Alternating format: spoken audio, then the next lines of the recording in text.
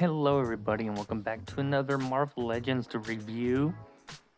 Yeah, there has been a lot of Marvel Legends on my radar and I've been finding a lot in stores.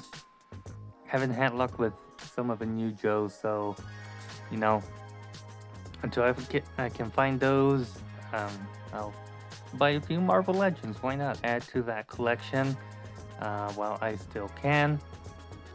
This time around is going to be Into the Spider-Verse, or whatever the new movie was called. I think it's Across the Spider-Verse. I don't know. There's just a lot of Spider-Man stuff going around, but I'm not too fond of the design of these Marvel Legends, but I need a Gwen Spider in my collection, and I think for Gwen Spider, this sort of style works because she's slim, she's agile, and I think it just works with these proportions from the movie. Don't get me wrong, the movie is great, you know, the animation is great too. It's just that I don't like the look of the Marvel Legends figures for some reason. I just find them very off-putting. But with Gwen here is the opposite. I was like, this actually looks good. And not only that, but this is the second wave of this movie, I believe. So these figures have this sort of different color tone, or different sort of colors going on for them. I mean, I don't know why. I mean, I know there's a lot of different sort of art going on and different animations going on through the movie. But like Spider-Punk here, it's just pink, which is weird looking. And then we get another Spider-Man 2099, and then another Miles Morales. So yeah, I also don't mind this sort of alternate color for Gwen because she has more of the purple hue rather than the pink hue. I do prefer purple over pink, as you can see the pink here, and we'll get a closer look at the figure. But I think that's enough yapping about the Spider-Verse, or Across the Spider-Verse. Yeah, I just think this looks good, and I don't mind the proportions on Gwen compared to some of the other figures of this sort of movie. I almost knocked the camera over, but as usual, I don't really care about this movie or keeping the packaging intact. So we shall tear it apart, bring out the tray, say goodbye to that, and yeah, here we have it. It is cool, you know, you have a little name tag there. But yeah, let's free her and let's see what's going on with this figure. Now, in terms of accessories, we get a fair amount, but I may do some minor complaints when it comes to the figure overall. It's mostly just the articulation, but in terms of accessories, I think this is useless to me. I don't care much for it. I don't even remember the character's name. She would just pop up every now and then and say something. And yeah, I don't know the name of this character. I mean, it's sculpted nicely, and I mean, not much paint other than her glasses and her hair, but if you really do care about this little figure here, there you go. Nothing too crazy for me. This is just gonna go into some sort of pile of accessories that I never use. We have two different hands. It's a bit of a bummer because, you know, she's a spider girl, spider person, and all we get is a fist and a sort of rock and roll whipping hand. Not really exciting. We don't even get two fists or two of these. Instead, we got this. So Like, she's a spider person. Give us all the hands. Give us two fists, tooth whipping hands. And then she comes with these sort of open hands, which I guess can work for wall crawling hands, but I mean, that's all we get for hands. So there's that. And then we have the head sculpt here, which looks very good. Like I said, she has the purple hues with this version, which I do prefer over the pink. So I do like that. You still have the webbing in the hoodie. Some of it is coming out there into the white, but overall, I think it looks nice. It looks good. But yeah, accessories are kind of lacking, especially with the hands. We only get 2 extra hands. I mean, you look at a spider person and you know all the different gestures that they can make and all the things that they can do, and this is all you see in the packaging. How disappointing is that? Setting the accessories aside, the figure is very stiff, so that may be because it's very cold right now in this room. We don't have proper heating yet. But yeah, again, she's just a different alternate sort of color variation for some reason, but I do like the purple, so I can appreciate it. But you have the purple there going across the forearms into the gloves, which is very nice.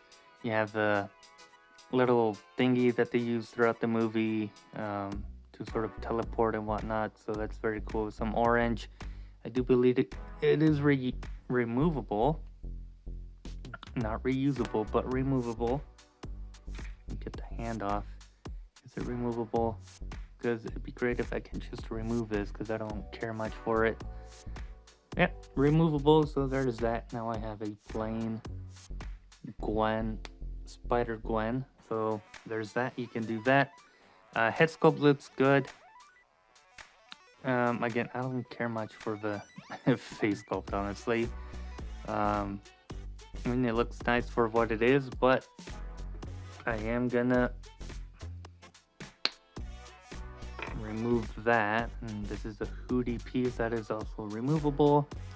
And I think I'd rather go with... Oh my god, this figure is just super tight overall. Oh my god. Did I get that in there?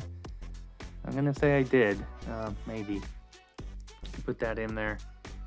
Her neck still seems a little long. Hold on. Yeah, no, that's just how it looks. So, I mean, not too bad. I do think the head should sit down a little bit lower. But yeah, the hood does sit on there pretty well for the most part. So, articulation wise, I mean, there isn't much detail other than her shoes. You have the strings and whatnot. The color there for the shoes. Some minor paint apps with the white. So yeah.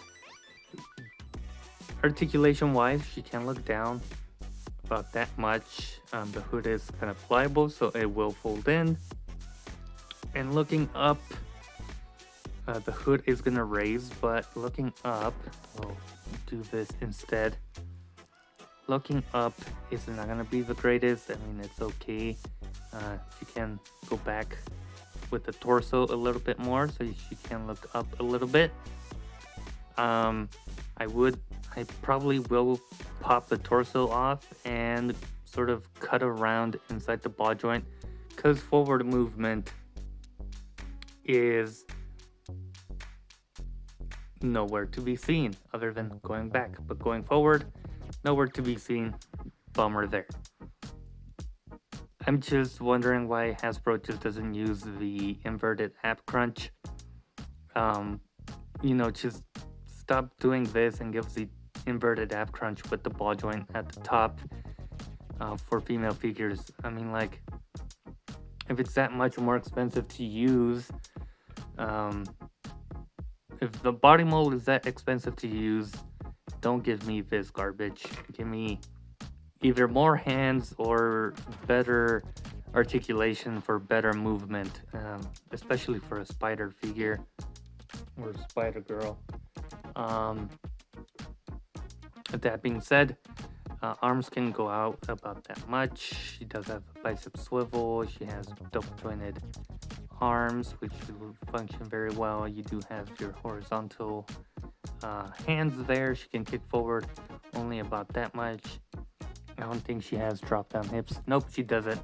So no drop down hips. She can kick forward about that much, out about that much, upper thigh cut, double jointed legs, so you can sort of see that there. Can kick her behind. No shoe swivel or boot swivel there, and ankles go in and out, and they do pivot, so overall articulation is okay. But yeah, the torso doesn't go forward at all, so like if you're trying to do like a landing pose, it's just gonna look weird. There's no butterfly joints either yet on female figures, so that's also another complaint there, but that's about as low as I'd be able to get her.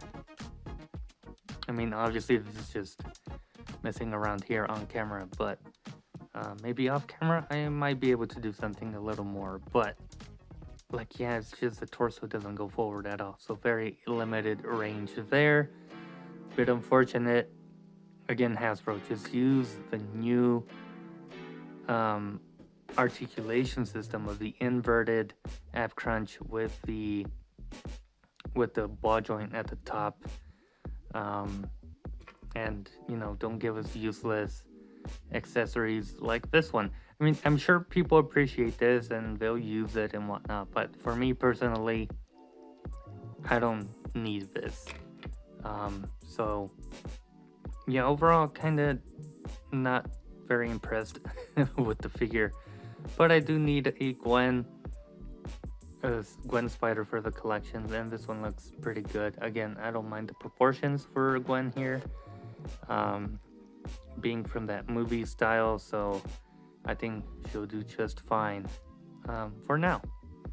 But yeah, I think that mostly does it for my review. I mean, this is as low as I was able to get her, so we can drop down the camera a little bit, move that aside. Yeah, I'm definitely gonna go into that ball joint and remove plastic around it, because she just can't get low for the life of me, and she just looks wonky. So, you know, I'm sure you can get her into some good poses, but yeah, right now I'm just not feeling in the mood, like really trying too hard.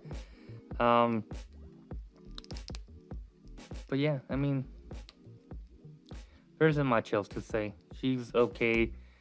Again, the body mold or the articulation scheme has to change for female figures from Hasbro, because we do have those new body molds and they work wonders. Just to quickly compare, I mean, look at this range moving forward. It's very good. It's just way smoother, and it helps with the articulation. It just looks nice. And look at these butterfly joints, just very smooth. It looks great, fantastic. Like, just do this every time, and if it costs extra money, then don't throw in useless accessories, or what I call useless. And if you can't afford the new body mold, then at least throw in better hands or more hands, whatever you want to call it. And yeah, this, I mean, it's part of a movie, so it's kind of a have to give it to her sort of thing, but I'll remove that. And I think that will finally conclude this Spider Gwen review. I hope you guys enjoyed. Let me know what you guys think of this figure. But with that being said, I'll see you guys in a future video.